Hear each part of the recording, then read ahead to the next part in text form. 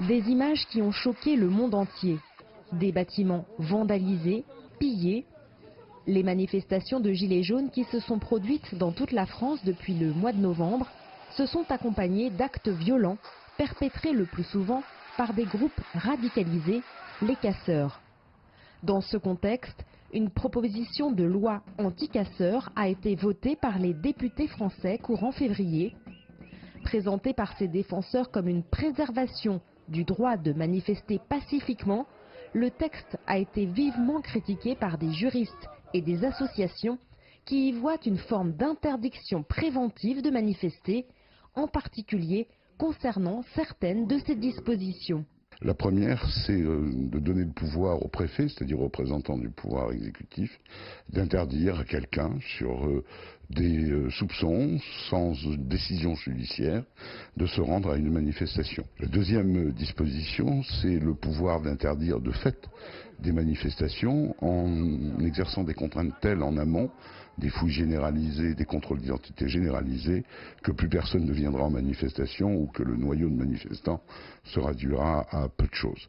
La troisième, c'est une possibilité de réintroduire ce qui avait été fait dans les années 70, c'est-à-dire une forme de responsabilité financière collective en cas de casse dans les manifestations. Proposée par la droite au Sénat dès octobre, la loi sur la prévention des violences lors de manifestations et les sanctions de leurs auteurs avait été conçue avant le début du mouvement des Gilets jaunes, en réaction aux violences du 1er mai 2018.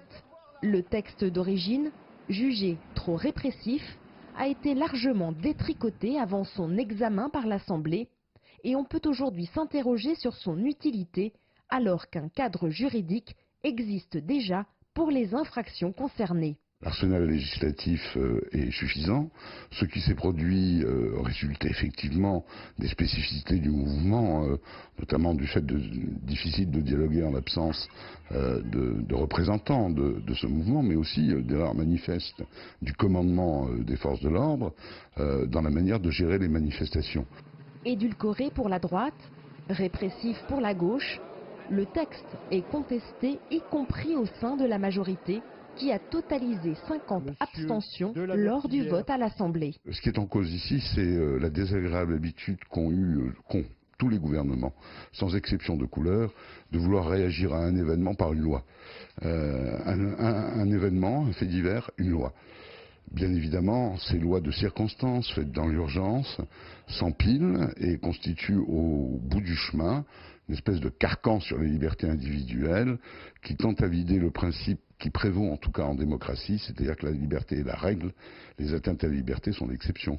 Plus largement, alors que des actions pourraient être menées pour tenter de faire supprimer les dispositions considérées comme attentatoires aux libertés, c'est un risque supplémentaire de dérive sécuritaire qui est dénoncé. Il y a un processus qui est à l'œuvre probablement depuis les années des attentats de New York qui tendent à faire prévaloir une démarche sécuritaire par rapport aux libertés. Et je pense que nous aurons tôt ou tard à nous confronter à ce qui est le pire, c'est-à-dire le mésusage de la loi par des gouvernements mal intentionnés. Et à partir de là, ce sera la question de la démocratie qui sera posée.